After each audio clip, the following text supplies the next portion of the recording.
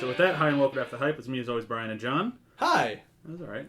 You did it. Yeah. It was a little stumbly, but I think I got it out. This is a late recording. Yeah, it is. So that's probably wide awake. You're more awake today. Hi and welcome. Today we're joined by Ryan. Hello. And somebody who flew a long way, specifically to be on this podcast, from what I understand. That's the only reason they're here. Completely. Candice is here. Hi. Who had no clue that she was actually going to be on this episode No, until she sat down. I'm a little bit scared, but I'll do my best. We also didn't know that you only had 3 until just before we started. Today was the day of, sorry man, I can't make it. Yeah. Sorry man, I can't. Okay, well then fuck you all. Hi and welcome to Sorry I Can't Make It. The podcast where nobody makes it. For the people, if they were going to be on it, we hate you, but you're welcome to come on whenever you'd like. But we hate you. Yay. And we'll be sure to tell you when you come on next time. Yay. And for your reference, we're not going to let it go. Oh, yeah, of course not. Why would we? That's not fun. No. Okay, so we'll get started with where have you been doing? I will go first. I'm just going to rattle off a bunch of stuff that I saw really quick, and then I'll just move right along, because I've been watching older kind of movies that I kind of never thought I'd watch again. Mm-hmm. I watched Hollow Man. Okay. I watched Chicken Run. I watched Honey, I Shrunk the Kids. Really making up for lost time. I've seen them. I was like, I'll never watch these again. Then I've been going through them again. And then I watched, last night in theaters, I went and saw Spirited Away again. Mm. And that's all that it's really... I don't want to say anything about them. And then Hollow Man still sucks. It sucked in us in high school. Great. It's still terrible now, but it's still great terrible, because it's Paul Verhoeven. Oh, that's an absolute guilty pleasure movie of mine. Yeah. If we have another episode. Yeah, I would defend that all day. It's a terrible, terrible movie, but it's so good in its terribleness. And the other ones are a varying range of quality. Spirited Away was great, and I hadn't seen it since it was in theaters back in like 2004. But yeah, points for an eclectic mix. Right. I've been all over the place lately. A time and genre. Yeah, but that's it. I'll keep moving real quick.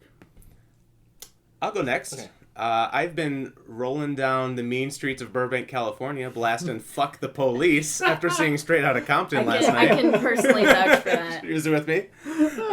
That bass, though. Oh my god, that album is so good, though. The movie was really good, too. Maybe a little long. I'm sure we'll have an episode on it, so I won't go into detail about my problems with it. But I recommend seeing Straight Outta Compton in theaters, if for nothing else but the music experience. All right, I'll go next. I watched a couple playthroughs actually of Until Dawn, the new kind of horror game from PS4 exclusive. Don't go into story bits. I haven't watched a single trailer specifically because I really want to play the game. I will not go into story bits, but what I will mention is like if you like games like Heavy Rain and that ilk, it does it really well for the genre that it's in. It plays in the horror genre in a way that if you like horror, good or bad, you're just going to be on board. I'm so excited. Very good. And the mechanic is much more polished, I would say, than like something like Beyond Two Souls or Heavy Rain. Like it's had time to polish that and really branch out. I was surprised at how like I said, I watched a couple playthroughs to try to get all the different plot points, but that didn't help because I watched them at different points and couldn't figure out how certain choices were made. How A got to B. So like when I eventually get to play that game, when I get a lot of money and get a PS4, I don't know if I'll be able to replicate what I saw. Like I don't know if I won't know how to do that. But won't it be more interesting to make your own? Yeah, it will be. That's why I can't watch playthroughs like that. No so way. I don't want to watch trailers. Like I know that Hayden Panettiere, I can't ever pronounce the last Close enough. I know that she's like the main person in it, and that's all I know about the game. Also, the actor from Agents of S.H.I.E.L.D., what's his name? Ward? Whoever played... Oh, he's good. Okay, he's good. Yeah. He's one of the only people I like in that show. Yeah. And then Fitz and Simmons. It was surprising to see him in there. And I was like, it's that guy. There's a lot of, it's that guy.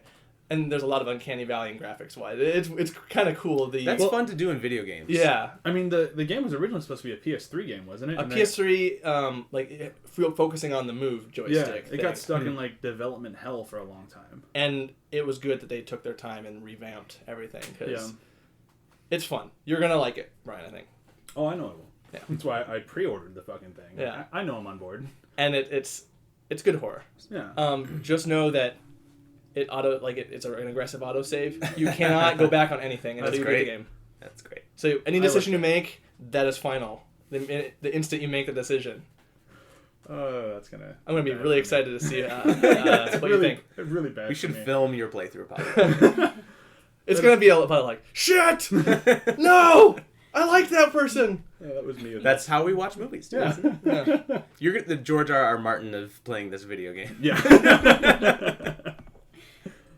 I have one. So I just finished not too long ago binge watching Sense8 on Netflix. So it's a Netflix original series, and it's amazing. It's from the producers and creators of The Matrix, and when I try and get people to watch it, because I don't think a lot of people have, even though the first season has been out for a while. I don't want to explain it too much, but it's kind of like a sci-fi psychological thriller. It kind of combines 8 different people from all over the world, and they have this psychic/physical connection that they can't really explain. And so the first season is all about exploring that. So, sounds great. Yeah. Looking forward to it. I've been slowly trying to get people to watch it. And it is hard to watch explain. I've had a few friends who've watched it who all say I need to. I just haven't gotten to it yet. It's so interesting. All right, so we'll move into today's movie, which is Kingsman: The Secret Service, Matthew Vaughn's opus from February of this year, which when I heard it was coming out in February, I immediately thought it was going to suck. Yeah. Because that's usually how things go in February. And I was pleasantly surprised, but moving into today's review, this guy wasn't. So this comes from Drasm21, which is DRASM21. He's the villain in the sequel. Terrible movie. Rude. Did I mention rude? For those with short attention spans. Ridiculous overkill. Ridiculous lisp. Ridiculous premise. Wish I never saw it. Or took my friends to it. Money back purchase. Money back purchase. All right. Hi, welcome to Money Back Purchase. The sequel to Mad Money. Half of that review I would put in my review on a positive note. Yeah, I liked the rude. I liked the ridiculous overkill. I like the lisp. Yeah, I like the lisp. Yeah, I like the lisp, but rude. I don't know. Maybe my definition of rude is more in line with like the dictionary definition, but it just doesn't seem rude. I just would assume it's gentlemanly. Yeah, it's proper. It's prim. Well, some of it. Yeah. Some of it, and then there's the girl's butthole in the end of the movie, which is very not prim or proper. That's actually the subject of most people's negative reviews, I found. I think Drasm just didn't know what he was in for. Right. He just needed to sign up, sit down, and relax. He hadn't seen Kick-Ass. Or the trailer. So the movie cost quite a bit. It cost $81 million, which is a lot of money to drop on a movie that's going to come out in February. Yeah. It did fine. It made $406. Yep, that's fine. Yep. Yeah, it explains why they're talking about Kingsman 2, which hopefully, unlike every other Matthew Vaughn movie, he'll actually stick around for the sequel, because when he doesn't, it goes to hell. See Kick-Ass 2. Or don't see Kick-Ass 2. Right. Please. I mean, it had its levels of okay moments, but it was a rough movie. So the breakdown for today, I told Candice I wasn't going to make her do it, but I'm actually not going to, because I'm not that mean. I was like, oh shit. I made a promise, and I will. It's a draft. Pull the bait and switch. Ryan will have to do it. Yes. And Ryan's only going to have 20 seconds, and you can thank Candice for that, because otherwise she was going to get 45. No, that's all right. But I think you can do it. You usually have something locked and loaded. Yeah. I don't this time, but 20 seconds means that I can be really selective about what I say. That's true. And that it'll go really well. It's real rude. You only have 10 seconds left. Yeah. So, and go. The young man, Eggsy, is growing up in an abusive household, and he is always picking fights at the local pub with his mom's boyfriend's gang. Colin Firth introduces himself as a gentleman assassin who kind of takes him under his wing and trains him in the ways of the Kingsman, the Secret Service, to take down Samuel L. Jackson, the evil supervillain. I think I'm going to let that go, because you kind of hit it. I told you I could just say 10 words and you kind of nail it. I was going to say, well, no, I guess you didn't. But in 20 seconds. Yeah, and for 20 seconds, I think you did it. The only thing you left out are just particulars that, but I mean, but that don't really matter. They don't matter. Yeah, no, it was really he takes a kid under his wing to take down Samuel Jackson. Yeah. Woo! Well done. Gold star. You're never allowed to do this again. No, good. Less fun for everybody. All right, delete it. Make John do it. Make fun of him. On the flip side of that, that's entertaining. Yeah, it's impressive to see people actually pull it off, because they usually don't. We can put the screws to it. 15 seconds.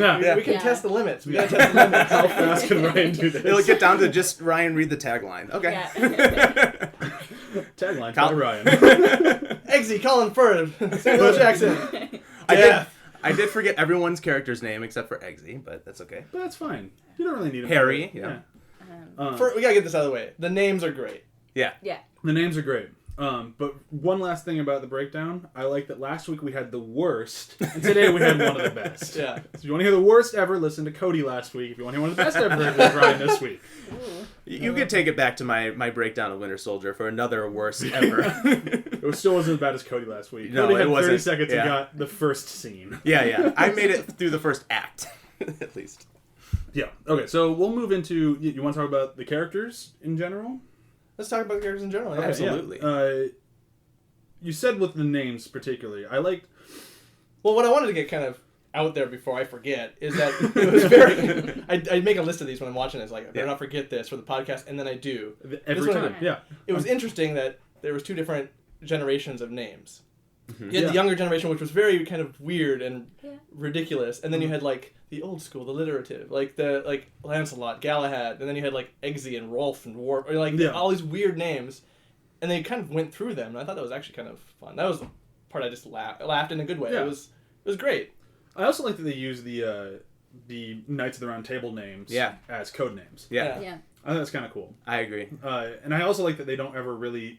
It's not like they ever retire the names. Like, when Lancelot dies, we need a new Lancelot. Right. I think that's kind of a little cool thing. I do kind of wish we would have met really any of the other Kingsmen. They weren't just, like, random CGI elements. Yeah. Yeah. Pictures on the wall. Yeah. And, like, that, I mean, that's fine, but it would have been nice. The one we did meet, the original Lancelot, was pretty cool. He was. Yeah. He had one of my favorite action scenes. It's very short, but I love it. It's a really good intro to how the action's going to work.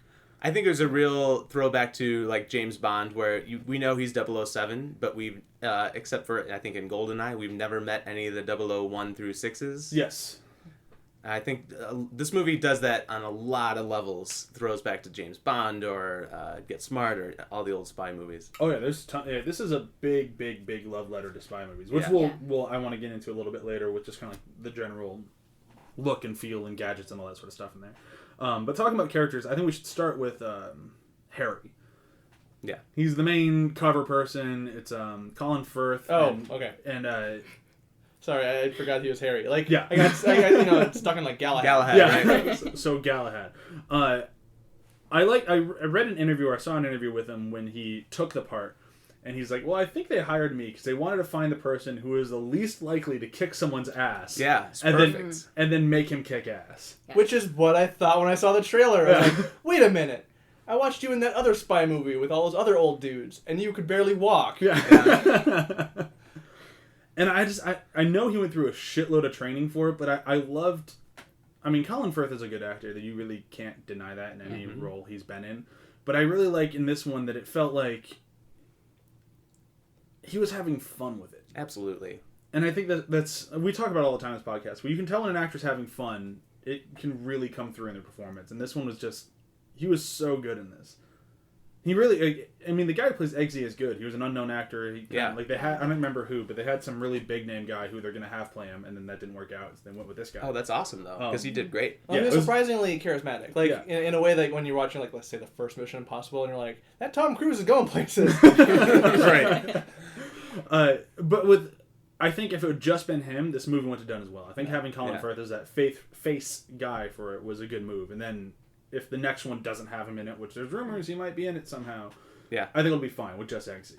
No, but I think this is kind of a rare break, and we don't get a lot of mentor-mentee duos in spy movies like this. It's usually about the one agent. Yeah. So that was really cool, like a little passing the torch intro to Eggsy. Yeah, and they did a good believable job with Harry, like, wanting to be that kind of father figure-esque for him. Like, they did a really good job. They made it believable by he has to take care of his, not really good friends, but a good colleague's son. Right. And I thought that was kind of a fun way to make him want to be that dad. Yeah, it's kind of a gentleman's code thing. Yeah. And it really worked out. And I liked moving, unless there's something else somebody wants to say about Colin Firth. No, it's good. With Eggsy, I liked how it's something that is becoming more and more common in movies, which I appreciate, which is where they lay like the groundwork for why a character can make a turn that they do. Yeah. And they did a really good job with Eggsy making it like, well, he's really good at parkour, he was in gymnastics, he was in the army. So it wasn't just like, he was just some kid on the streets who became a super agent. It's like, he kind of already had the training. Yeah, and like a punk. And I love the way he's kind of the total opposite of the unwilling hero in this movie. Most of these, they bring up somebody and something happens, their family falls apart, and they got to go on the adventure. But Eggsy's like, yeah, I want to be this. Yeah. He wants to escape his current life. Yeah. Can't wait to be a Kingsman. Yeah. Which I really liked. Yeah, it's kind of refreshing, because usually these type of movies, it's all about like the kid who needs to be convinced. And he does not need any convincing. He's on board from the second he's like, oh yeah, this seems cool. Right. And I think that's like, it's really kind of fun to see, and it just kind of opens up the movie to a lot more possibilities. It's kind of like the idea of like improv, where you're never supposed to say no. Yeah. It's always say yes, and this movie really embraced saying yes. Yeah. I love those kind of movies. You got to be on board for the ride.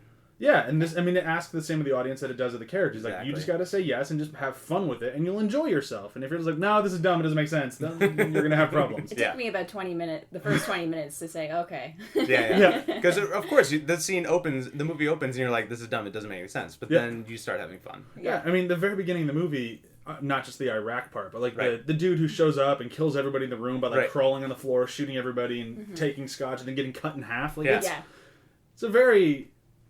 It sets the tone for the movie. Absolutely. And you know what you're getting into at that point.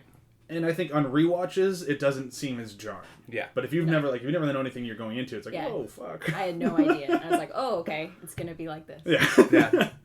But I think having Eggsy kind of already be in the world that he's in and kind of already be that, it makes it more believable that he's willing to just kind of jump into this. Right. Especially if he'd already been in the military before, so he kind of already has that training too, and I think that's kind of a nice touch. One thing it helped with is... with that type of person, if they're kind of unwilling to go on the adventure, they're also very brooding, you know? Mm-hmm. And they get rid of it. He's kind of on board for the adventure. He's got a little bit of emotional, like, moments, but then he kind of pushes on from it. Yeah. And kind of, his arc doesn't feel weighted by emotion, too much baggage. Well, the thing that I like about, and especially with Eggsy in this movie, is that it does a lot of... it talks a lot about class, of like he's coming from poor and he's talking to these people who are clearly very rich. Yeah. And everyone that he's training with clearly comes from money. And I like that he's both kind of annoyed by it, but it's still just like, you don't impress me and you don't intimidate me. Yeah. And it makes it so the other people are almost more intimidated by him because he just doesn't give a fuck. Right. It's like, do you know who I am? No, and I don't give a shit. Wild card! Yeah, exactly. But I like that it made it so like the scenes where when the room gets flooded, where everyone they've all kind of had the same sort of thing, so they all do the same thing. But since he's just that guy who's just like, he's more improv and he's more just willing to do stuff, he's the reason they get out of the room. And I think that the way the movie kind of flows and sets things, it's very smart how just it all kind of goes from A to B to C. Yeah. It's like they were all following their training and he was following his gut in that moment. Yeah. And it made it so it's like, I know I'm watching the movie about him, so I know he's going to end up getting the thing later on. Like, it kind of makes sense. But it didn't make it feel cheap. Exactly. It's nice. Well, the good way to kind of, like, the way to tell about it is, like, if you feel a little bit of anxiety as you're watching it. You know the movie's about him. He's going to survive. Yeah. You know he's going to live. But you're always like, the water thing, I hope he doesn't drown. Right? You're like... Or the parachute scene. Oh, that was cool, too. It's such a great scene. Yeah. Like, the action sequence in this movie are phenomenal, which we'll get into shortly. And I would say, like, with, kind of springboarding off of Eggsy, is like the beginning part with him, the training and all that, my favorite parts of the movie. Just like him kind of interfacing with this new world. Like, I really liked that part. And I like how he handled it. I agree to a point. I thought going into this that was going to be what I was going to like, and then because usually with the 7 movies, I love the training. Then when they get out of the training, I don't care. Like Ender's Game, the training part's good, even with the book. The training's great. Once it gets out of it, it's okay. Mm-hmm. And I thought this would be with this one, but I thought like they did such a natural progression of everything that once he was finally out of training, it was still a blast to watch. Right, because then they kicked it into high gear. Like, as soon as he's done with the training, it wasn't like he's got to go out and learn more. It's that everything's falling apart, thrown into action. Yeah, it wasn't it's more like it. That's the part that it sticks out the most. When I'm watching it, that's gonna be the part I remember the most because it was. I dig that stuff. And it's the majority of the movie, yeah. Yeah, and it's mostly about training. Yeah. I also like it was broken up enough. It wasn't almost montagey all cut together. Training sequence 1, training sequence 2, training sequence 3. It felt natural. It felt like a natural progression of time. Yeah. A lot of times I watch these movies like Fantastic Four. Like the whole getting their powers sequence is just way too long. Yeah. And this one, it didn't feel like it was a getting their power sequence. It just kind of felt like the story of the movie. Yep. It's not a cheesy montage. Yeah. Right. Yeah, and it really, I mean, I'm fine with cheesy montage. I love Rocky IV, but it's... What's that, South Park But they killed song? it. Yeah. Even Rocky had a montage. Into the actual action sequences, which I thought would be kind of a good place to move into, because the training obviously leads to that. And to start with the action sequences, I think we got to talk about the action sequence that was spoiled way too much in the trailers, and I really wish they hadn't shown any of it, which is the church scene. Yeah. Which is really Matthew Vaughn's love letter to killing everybody who's insane about religion, which is kind of it's kind of a tough thing to sell, and I think they actually did a good enough job by making it so crazy church that really any smart person's not going to be offended by it. Right. Because that's a church that like nobody wants to be associated with. Yeah. So the people who are in that church aren't going to see this movie anyways. Right. And the people who do see it are kind of like, yeah, fuck those guys. But dang it all if they didn't show the entire thing. Like after watching that scene, I was like, I saw this. Like because it was the trailer, and that was so unfortunate. Yeah. None of the action actually should have been in the trailers or any advertising. I'm fine with the action being, because especially like I'll move into it in a moment. Like the way they do the action sequence, I think is really important. But I'm fine with them showing a bit of the church scene. But it felt like, especially the Red Band trailer, I feel like I saw the whole fucking thing. Yeah. And it's like I know we harp a lot on this podcast about how much trailers ruin things, but well, like, that's kind of the backhanded premise of our podcast. Yeah, that the true. hype is the problem. And I mean, not talking about the hype. I mean, the sequence is phenomenal. Mm-hmm. It is one of my favorite action sequences ever, and like I put it up on like quality with like the Raid action sequences. Very it's just, Kill Bill. Yeah, it is. absolutely. It is just complete Looney Tunes insane. Yeah. And they don't, unlike Kill Bill or unlike the Raid or anything like that, they don't shy away from something which is really common in movies, which is they don't show violence on women. Right. Which is fine. I get that we don't want to show violence on women, but this isn't like that. It's not saying that violence on women is okay. It's saying that everyone in this room is getting murdered. Yep. And I think that's almost better than trying to shy away. Women are picking up axes. Yeah, it's right. Everyone is in Murder Town right now. Yeah. Because this movie, I feel like if it had been made by somebody other than Matthew Vaughn, it would have been, you've seen a lot of dudes get slaughtered and the camera would pull away, and women would never have attacked. Yeah. And they'd all just be kind of like bloodless and lumps on the ground. But this one, they were fully in the action and also getting killed. Completely pulled out the stops for that scene. Oh, yeah. And not in a misogynistic way. No, not at all. Right. It was kind of an equal playing field. Yeah. We have a woman here to confirm for us. Yeah. 50% of the population. Yeah. But I think that's important. I think Matthew Vaughn's always been really good about that, especially like Hit Girl and Kick-Ass. Like he's really good about just saying, no, people are people, and they're going to kill each other. And little 14-year-old girls can get punched in the face. Yeah. And shot by their dad. Yep. Spoiler. But are we talking about other fight sequences? Yeah, Because they were great. Unfortunately for me, the first I saw this movie was at Comic-Con last year, and it gave away the entire Colin Firth fight scene in the pub in the beginning. Oh, really? Yeah. Well, I mean, It's also in entirety in the trailer. I In went the to- trailer. I went to Comic-Con, so, you know, you kind in of a panel, expect that, I'll see a scene, but at least it was the first scene instead of one of the, you know, fight sequences at the end of the movie that they gave away. That's another fun one, though. Yeah. Like, oh, man.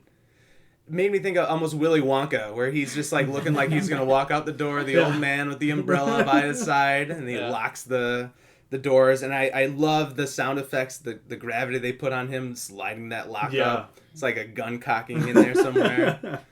And then the manners make it the man. Yeah. It's so good. And I like it. And we get the gadgets in there too. It's a beautiful little tease of what the rest of the movie's going to be. Well, it does such a good job of showing how good he is. Yeah. He walks, not even a scratch. Yeah. And then he sits down and finishes his beer. Like, it does such a good job to sound like, he's a contender. Mm-hmm. Now I do have to I agree they were well made, but I do have a little bit of a dissent on like how post the fight scenes were, because as long takes, that's good enough. Like for me, that's the bee's knees. Where I had the problem with was just that there was so much ramping, and I get that's kind of Matthew Vaughn's thing, but it's something I've never been on board with any of his movies. Is any like sort of ramping, like when you take something that's already really impressive, like the choreography in this is amazing, but the special effects they put on that was so distracting. I don't think there's really even special effects, like, because it wasn't like the post in this is not as crazy as you'd think. Because I watched the behind the scenes and I watched the making of. Like, They do just enough to make it feel a little I feel cartoony. I It's remember very what you're talking about, like Yeah. when he gets the tooth knocked out in that opening scene, and they go into the slow motion, and it's comic booky. You see his tooth flying. I halfway through watching it, I thought, wow, this kind of reminds me of an anime or something like that. It's very stylistic. It is. It's but like I could have forgotten that it was a graphic novel if it weren't for those scenes. But it's one of those things where it's you are either on board with it completely or you're not that on board with it. And I tend to be kind of the later, just because of that. It's just like, I like long takes, and and I'm patient as a viewer. So like, there's a kind of an element of stylized cool that can go too far. But that's my. But I never really felt like he was going for long takes. Like, it never felt like he's trying to pull like a gravity long take or No, like, I don't mean like that. But it like, wasn't like it never felt like that's what it was going for. It wasn't like check out this long take, yo. It's just like no, this is how this scene is being shot. Yeah. Like nothing in this movie. Like I get like if it doesn't work for you, that's fine. But I think like it's so Matthew Vaughn's so particular about how he wants his action sequences to play out, and he was so particular with this one that he wanted it to be different and feel different, and he did it. I think he knocked it out of the park because the action sequence in this movie, like the way they're always on the ground and they're shooting up and down, there's like a verticality to it that's not in most action sequences or most action films. And I think by taking that and by making it more stylized, he made something that I had not seen before. And especially in a genre like this, I think that's really important and made this movie feel more fresh and exciting. But I get the ramping thing is weird, but I think he uses it to the best that he can. It's not like Abrams with flares where it's like, okay, dude, chill out.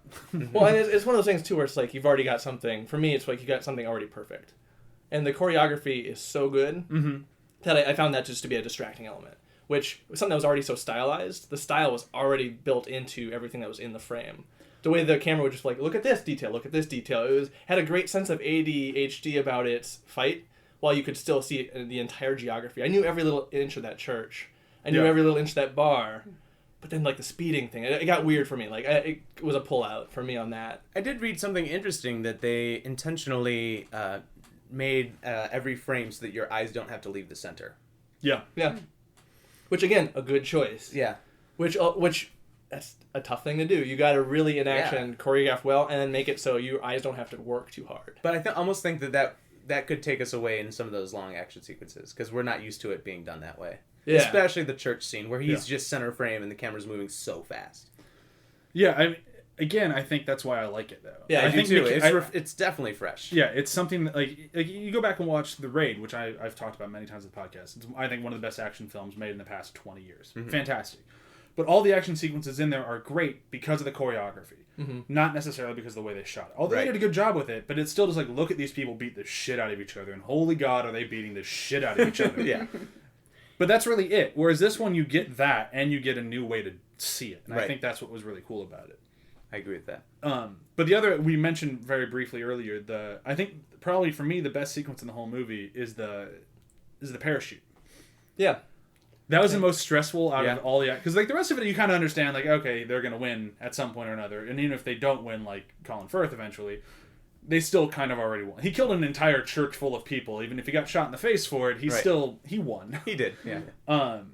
You feel okay with every part of his role because you can it kind of telegraphs based off of tropes. You're like, okay, he's okay. But the parachute one kind of kept you guessing in a really good way. It did. And it was very thrilling. It did a really good job of, like, the way they shot it while actually having people jump out of a back of a plane and shoot it. Like, that was refreshing because it wasn't the green screen fan things, which you've seen in other movies, and it doesn't work. Like, they just did everything about it that was so cool. And the intro into it with Eggsy just kind of, like, holding his arms out and just falling out of the back of the plane. Like, he's so cool. Yeah. It's awesome. Like, I like watching movies and I'm like, fuck, that was cool. I do too. And again, part of what was so great about those training sequences and this is it revealed character kind of really seamlessly. Like, it revealed each other person's character, what their medal was. Like, I can't take it. I'm bolting. Screw you guys, bolting. And then, like, he brings them all together. And, of course, the guys who kind of serve themselves get booted, Yep. It was very kind of a great way to show character. And it did a good job of making Eggsy not be the guy. Because at the end of it with him, like, why'd you pick me? And he's like, take the chip off your shoulder and ejects his parachute. It's like, oh, shit. Yeah. But he even acknowledges it. So I like how it caps that scene. Yeah. He's like, oh, I learned something. Cool. Yep. He's not like, oh, you taught me something, damn it. It's more like, he's eager. Touche. He's on board. Touche. He's got a touche moment, which you don't see that with an upstart kid. You don't get touche moments. And really quick before we move on to something else, which there's so much to talk about in this movie, but I like that Matthew Vaughn finally cast Mark Strong as a good guy. It was very nice seeing him. It was kind of weird. It took a bit to get used to, like, you're not villainous. Where's the double cross coming? I know you're going to double cross at some point. You got to be the bad guy. You're Mark Strong. I want to talk a little bit about just the spy nature of the film. Yeah. Because, I mean, if you look at what we've had recently as far as spy films go, we either have way too serious of spy movies that are almost boring, way too action spy movies that just don't really feel like spy movies, like Jason Bourne and most of the Mission Impossible movies, or James Bond. And that's really it anymore. James Bond is falling more and more into the latter category. It feels just exactly like a Mission Impossible. It's almost too serious and way too much action. Like James Bond used to be fun. Yeah. Listen to our past 2 podcasts on James Bond and our upcoming 3rd one sooner or later. But like there's a level of fun to it that's just not there anymore. Right. But it should be noted, like, it's interesting to note that all these spy movies from all ends of the spectrum play this interesting dance with each other the more entries in the franchise you get. Yeah. Just watch Mission Impossible, all the movies, how they dance against the Bourne and Bond. They all kind of circle dance each other with different tropes and styles. Right. They do. And it's very interesting to see that. And then you get these movies like Kingsman, which kind of mirrors all of them. So then you get this really interesting kind of look out at kind of the state of spy films. It's kind of like, this is going to be a really big stretch, but it's kind of like back in the 90s with the guy who did like the behind the scenes on all the magic tricks. That's kind of like how I feel about this movie, because this one really just kind of put on face like this is what all the spy movies do. But we knew that already. We did, but I like that it kind of feels like a movie that's kind of calling it out in a fun way. Like, you guys kind of need to chill out a little bit. Stop taking yourself so seriously. Look, spies can be fun and they can be serious. We just killed Colin Firth, but you're still gonna have fun with the movie. Like 2 minutes later, it's fun again. Right. Yeah. And I think that's why I'm so drawn to this movie, because I love espionage films and I love spy movies, and I've kind of gotten a little bogged down with them recently. That's why I really like the most recent Mission Impossible, because it's the first time it actually felt like a spy movie since the first one. Mm-hmm. But this one, it did such a good job of being a very fun spy movie that also is very, very serious. Yeah. Fuck, they blow up Obama's head in it. Well, how serious did you find that scene where they're blowing up heads? Because maybe we should watch that again. But yeah, it took the breaks at all the right times. I love bringing back the gadgets. Unfortunately, for James Bond, the death of the actor who played Q, I can't think of his name, but that kind of took out. They removed the gadget aspect from those movies. They tried 1 or 2 where they had a replacement for him. John Cleese, yeah. But Daniel Craig's don't have barely any of that at all. No, it's the last one they brought in Ben Whishaw as Q, and it's just like, you just kind of seem like a dork. Right. Like, no offense to Ben Whishaw, who did a good job with what he had. Not just a dork, but an asshole. Yeah, it's like, you're like, okay, yeah, you know nothing about technology, even though you say you do. Yeah. You get freaked out by a dumb virus. Yeah, and it's like... But he kind of looks like a One Direction member. He does. Yeah. So I'm thinking that's how they get the female. It's like, go back to Cloud Atlas. Yeah. They brought in everything in this, though. The lighter grenades, the shock ring, the blade shoe, and they all got used, which was my favorite part. They all got used. Yep. It's nice to see. It's so nice to see. That was my favorite part about James Bond movies. It's like, oh, that thing that Q showed us 50 minutes ago. He's got that pen out and he's doing the thing with it. Yes. I love how in that scene they have the smartphones on the shelf, and he's like, "What do those do?" And it's just like, "Oh, it's just an iPhone." Yeah, that technology's caught up to the spy world. That's pretty great. Yeah. There was one gadget in it that I love the payoff of the poison pen. Oh my god, yes. And it was a well constructed scene, even though having watched a bunch of spy films, like kind of knew where that was going. Yeah, absolutely. But I loved the misdirect they did. They allowed it to not show you. Like, it's like, look at that, and we all look like, okay, cool. Yeah. And the switcheroo, the setup and the pacing of that scene was actually really great. And then he actually went back into the line of, oh, you guys taught me all these things, but sleight of hand I already had down. Yeah. It throws back to he was a kid on the street, so it makes sense that he does all these things well. It's such like a. It's such a fun scene to watch because you know where it's going. Yeah. Like pretty much in the beginning, but it's like one of those things where you don't have a problem with it. It's just like, oh, it's going there, and it's like, yeah. And the timing was perfect. He clicks the pen, and then there's a couple cuts back and forth. They're having to stare down, and he's like, ugh. Grasps his chest in such a stereotypical way. That's for making me shoot my dog. Yeah. How about the villain? My favorite. So I think out of the whole thing, that would be my favorite and most memorable part for me is that villain. It's so specific. Yeah. You're always told to write specific characters, and that was specific down to a T. I think I had a hard time getting into the lisp. I really took me out when he broke it. It was like maybe 5 times in the movie. Yeah. He slips a couple times. He slips a couple times, but when he's in that lisp and talking about, like, this guy's crazy, it's like, that's great. And he can't stand the sight of blood. Oh my god, that's my favorite trait. Let's talk about that scene where he shoots Colin Firth and he's like, whoa. I feel like, she's like, don't you feel great? And he's like, I feel terrible. I'm like, I love that. I love that he feels like shit. Yeah. For shooting, like, you don't have a villain every day that's just like, I did something, I didn't like what I just did. Yeah. I love that, like, they even bring it up with the Colin Firth scene where, like, they sit down and talk to each other. He's like, I always wanted to be a spy. Like, I always wanted to be a Looney Tunes villain. And it's like, it's so good as, like, they're talking to each other. And, like, and he just keeps getting more and more Looney Tunes the more the movie goes. And I have no problem with the lisp. It took me a little while to get used to it. And yeah, when he breaks it, it really kind of... It's really my only major complaint in the movie. Is, me like, too. Like, do another take. Yeah. He needs to nail it or it's going to fuck up the scene. Yeah. Especially because it was few and far between. If it was, like, scattered enough that we're like, oh, maybe in his character there are actually some words that he can say clearly, like the S into the T. Oh, he says that clearly, and it's back and forth enough that we don't notice. But he only breaks it like 5 times, and so it makes it really noticeable. And for me, it's something about Samuel L. Jackson where I like it when he's playing a character. Yeah. Because a lot of people hire Samuel L. Jackson to be Samuel L. Jackson in this movie, but I feel like when he actually plays somebody, like my other good example is Django Unchained with when he plays the butler slave guy. Mm-hmm. Like it's so good seeing him play a role, and he like actually acting. Yeah, he does a good job. Yeah, because him as Nick Fury.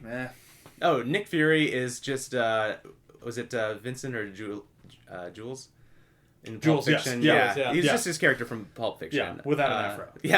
And with an eye patch. Yeah. But this movie is great. I love him in Unbreakable. Yeah. He's really great as like an eccentric villain. He's a really great actor, and it's just like, I like seeing directors that give him that role to be a great actor. And like, this is, for me, this will always be one of my favorite roles for him because I like how much of a villain he is. Yeah, and he's still got the sideways hats and stuff too. Always the sideways hats. Yeah. I love the poster for the movie about him, which is just a picture of a hat. Yeah.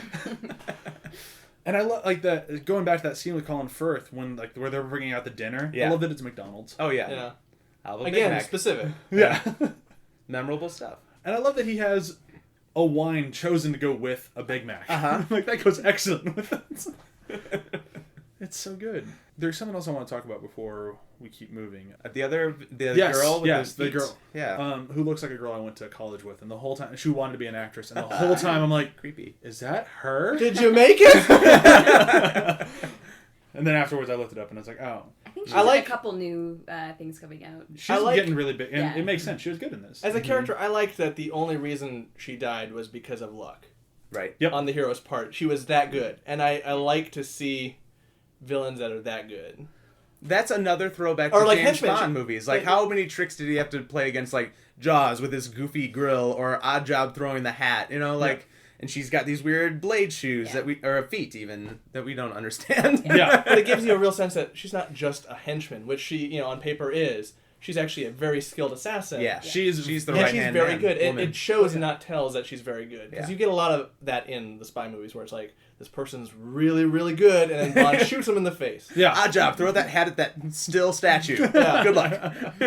Good luck, Mr. Bond. But I love that they do so much of show not tell with her. Just she's not just a henchman. You can tell because her head didn't explode with everybody else's. Right.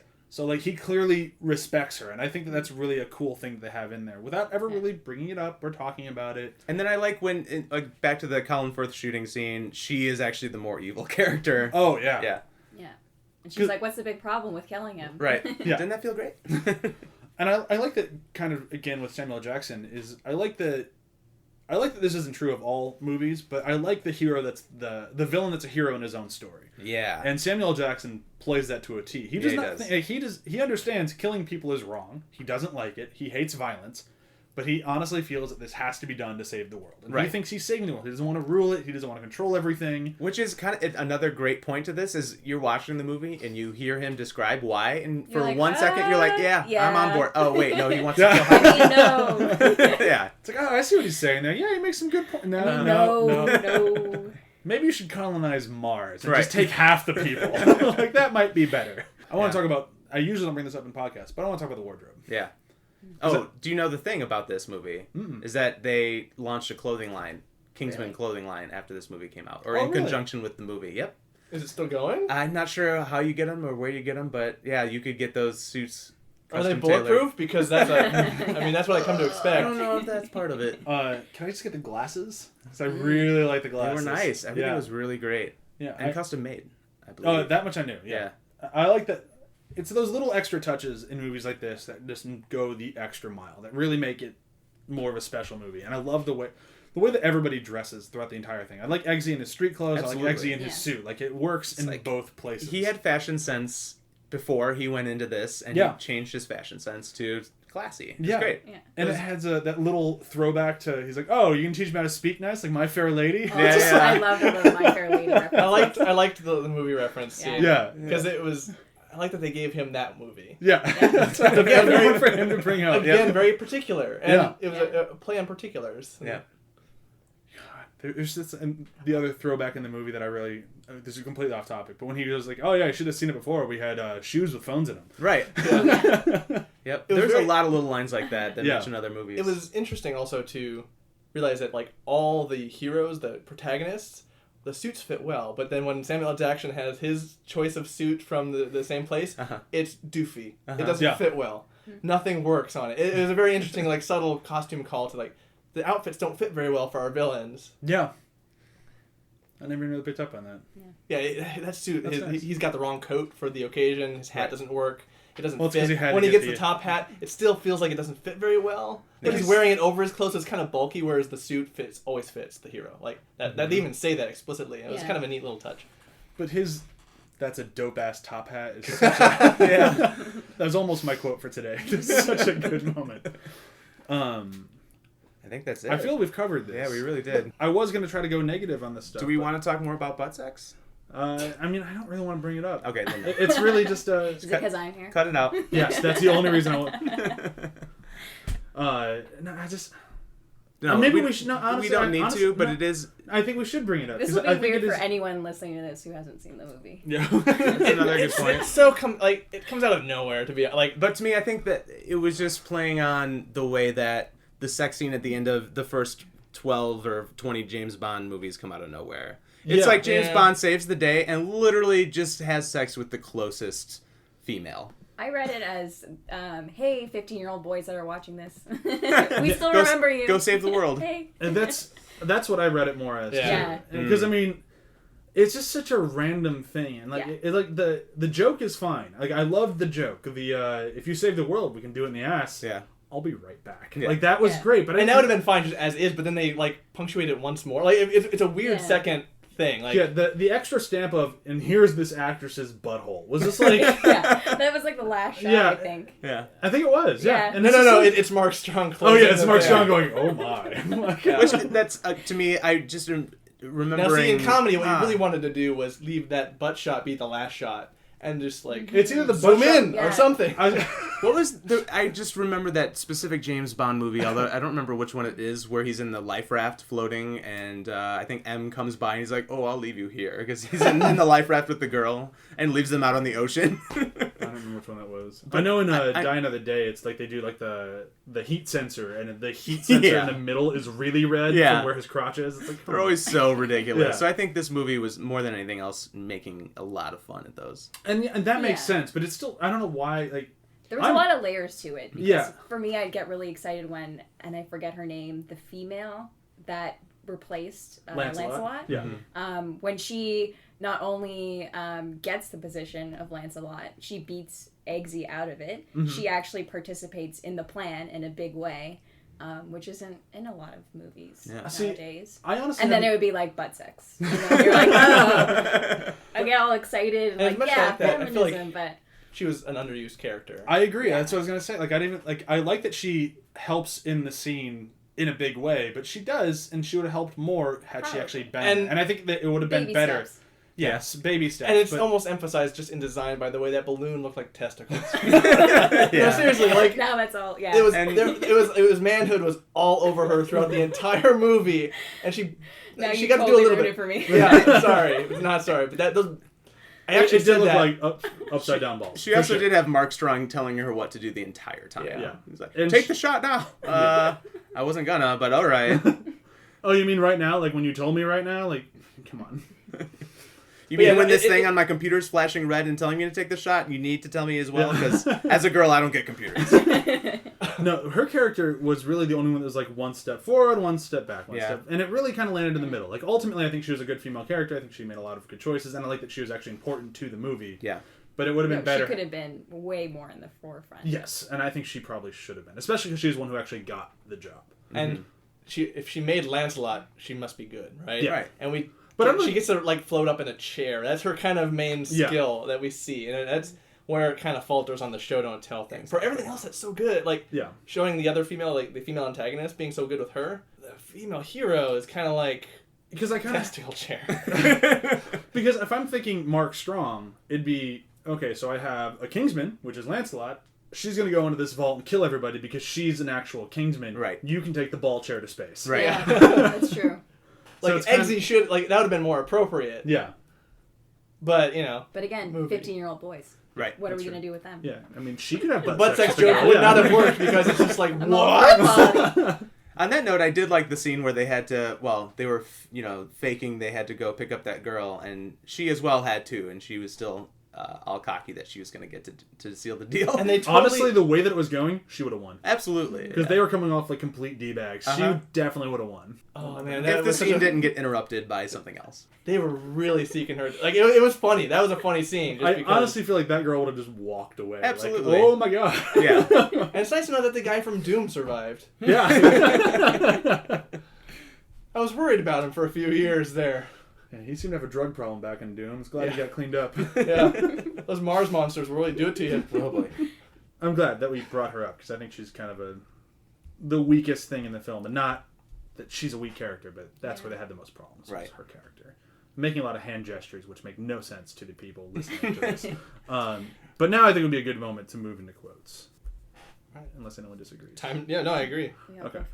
Mine comes from the beginning with the first time that Eggsy and Colin Firth sit down and they're talking back and forth about like how if he had the same life that he would have had, he'd be doing just as well, if not better. But the way he phrases it is like, if I had the same life with a silver spoon shoved up my ass, I'd be doing just as well as you. And then the hooligans all walk in to start kind of bad-mouthing and going to beat up Colin Firth and Eggsy. And Colin Firth just looks at Eggsy and says, more examples of young men who need a silver suppository. Silver suppository. Yeah, that's a great line. So we've already kind of touched upon this, but mine is from when Harry and Valentine are talking about the old Bond movies. And I love the quote where Harry says, I always felt that the old Bond films were only as good as the villain. As a child, I rather fancied a futuristic, colorful megalomaniac. And he said, what a shame we both had to grow up. Yeah. I love it. It's such a good line. Yeah, because of course Valentine is bullshit crazy. Right. All right, I got mine. It's right after the scene where, Lancelot's chosen. Eggsy doesn't make it because he can't shoot his dog, and he's talking to Galahad or Harry about it. You shot a dog just to get a fucking job? Well, yes, I did. And then he runs, they go run into the bathroom. He's like, and Mr. Pickle here reminds me of that every time I take a shit. And that delivery got me. Because it's like, take a shit. Like, he kind of punctuates each word. And it's a funny line. I like the way that scene plays out, too. Yeah. Yeah. And it leads into actually a very good moment where it's just like, here's what all this shit was for, you dumb ass. Mm-hmm. Like, here's what you needed to learn. Like, it was a kind of a funny way to kind of jump you into, here was the hero's lesson. It was kind of a good thing of, like, are you seriously not understanding that we're the good guys? Because the whole movie is kind of like the whole training sequence, we're doing horrible things to you, but we never are actually going to hurt you. Yeah. And you need to understand that, like, although we're going to put you in dangerous situations, you need to trust us. Yeah. And, like, that's the whole training sequence. Like, they all have the parachutes, they all have, like, everything. No matter how dangerous the spot you're going to be in, trust us. And it's the same thing with the dog, and he failed at the last moment. He didn't trust him. But I thought it was going to turn the other way, because I assumed that, he's not going to shoot the dog, and therefore he's like saving an innocent life, and there's no reason to shoot the dog, and then that would turn on the girl. But it ended up being like, why didn't you just shoot the dog? Yeah. Oh, I don't know. But the dog would have lived. That was the whole point. You needed to trust them. Yeah, he trust didn't. them. He had that one moment. I can have that trust.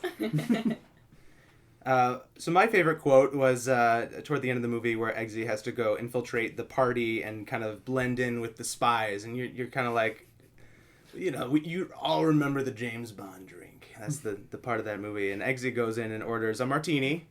Then he diverts a little bit. Gin, not vodka, obviously. Stirred for 10 seconds while glancing at an unopened bottle of vermouth. Thank you. He just like kills. Unopened, I love that. Yeah. Is that his way of saying he doesn't like vermouth in his martini, or that he doesn't know what's in one? The latter. Like, it's funny. Yeah. Well, there's that classic, like, only like a teeny tiny bit of vermouth, like, just a splash. I love that unopened. Yeah. Unopened bottle. That's so good. All right, so ratings for today is going to be, I think, rather simple. It's going to be a little bit of a hitch, but bear with me. It's going to be spy movies. You cannot use James Bond. I'm going to go first. I'm going with Spy Kids. Because for me, Spy Kids was this movie that just kind of came out of nowhere, and I looked at the trailers and I kind of went, meh, I'll never watch that. It looks like crap.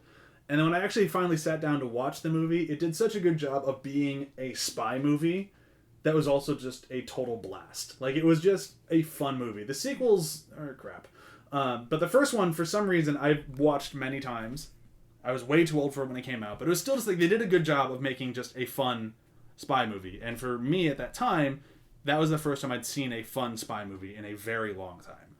So that's really it for me. Because Kingsman's a fun spy movie, hadn't seen one in a long time. Spy Kids was a fun spy movie, hadn't seen one in a long time. I'll go with the most fun spy movie. Spy Hard with Leslie Nielsen.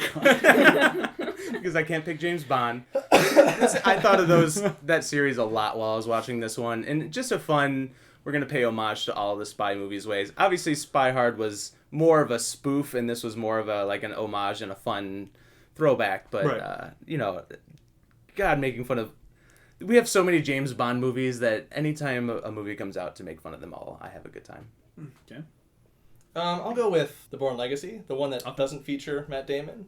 It's the Jeremy Renner one. Because controversial choice. Controversial. It's there's the problems I mentioned earlier, and it's the things that pulled me out. There were similar things in both movies that pulled me out in terms of action. Some of it kind of going too long, like things where it's like you could have left that alone and been okay. And just for me, it's kind of I'm not as big a fan of it as like you are or things like that. So like. It kind of has those similar areas where I'm like, at the end of it, I'm like, okay. The parts that were good were like, oh, I really like that part. But it's more of, I really like that part and not the whole movie I really liked as much. Like, there's kind of those elements. So I like that movie quite a bit. By the end of the Jason Bourne movies, the Matt Damon ones, I was like, oh, God, I just watched the same movie 3 times. And it kind of won all the same awards 3 years in a row, all the editing and sound editing and technical awards, and I'm like, all right. I feel like I just watched the 3 Lord of the Rings movies 3 years in a row too. But even as an example, there's a scene in Legacy where he basically gets into the house and takes out every guy in the house. That was great. In a long shot. That was an amazing shot. Yeah. And there was also really some really well technical fight scenes in Kingsman. Yeah. So in comparison, there's all these elements to pull out that I was like, oh, I really like those elements, but the elements never added up to the full whole. So that's kind of where the comparison is. That makes sense. Mm-hmm. I was not the biggest fan of that one, but that's just because the only thing I like in that movie was the brain pills. Yeah, that annoyed the shit out of me. If they would have removed the entire Bourne, if they didn't have the Bourne name attached and it was just another spy movie, it probably would have been set in the same better. universe. It totally been fine with it. Yeah, but this isn't the Bourne. The non-Born, the new Bourne, the unborn. Waka waka waka. That's the prequel. I'm going to say the Inspector Gadget animated series. Ooh, good choice. Yeah. I don't know why when you said anything but James Bond, I was like, Inspector Gadget. Yeah. And then just, I don't know, totally over the top nostalgia. I was Penny? watching when I was a kid. Absolutely. And that too was a little bit of a spoof on Get Smart. All the, Yeah. or old James Bond. Yeah. Yeah. Get Smart was so good too. If you had said TV show, that would have been my choice. I was kind of leaning that way, but I was afraid we'd all take Get Smart. Yeah. I mean, Get Smart is just such a good fucking show. It is. I'm going to pull up the schedule here really quick. I know next week is Ex Machina. The week after that, we're doing our final showdown of the Battle of the Bond. So Battle of Bond 3, the final And showdown. if you haven't hated us with the other ones, you're definitely going to hate us after this one. We will guarantee it. Yeah, we will not do another one of those. I promise. Not because they're not fun to do, but because I can't watch 4 Bond movies in a week again, or I will kill myself. But I love those episodes, and so far people have been enjoying them as well. So After that, Battle of the Star Trek movies. Oh god. No! God! And then after that, we have Dragon Age Inquisition. I think Ooh. the hype has finally died enough on that game where we can talk about Everyone's it. too busy playing Witcher 3 right Yeah. now.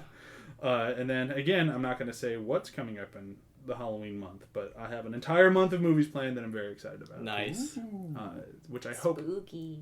everyone else will be excited about too, or they'll go, "This is boring, I hate it." But I'm running We'll be a risk back and in I think it's November. worth it. You know what? In a good, based off the site we're on, row 3, I think they'll our audience will love it. I think the row 3 audience will like it. I think the people who carried over from a Hipcast might not be the biggest fans, but there's only one way to find out, and that's to do it. Yep. And Like Nike, just do it. okay, so with that, Send us shoes, please. Yes, oh, that'd be so nice. So that I'll say thank you to Candice for flying all the way from Canada to be on the episode. Yeah, no and problem. the only reason you flew from Canada was to be on the episode. Exactly. Yep. Yeah. Ryan for coming on again. I drove all the way from Van Nuys. All of that. Oh my goodness. Listening to Fuck Book the Police the whole way. Throwback. I've never felt so white in my I life. know. And then John, as always, me as always, saying bye. Bye. Bye. Look at that.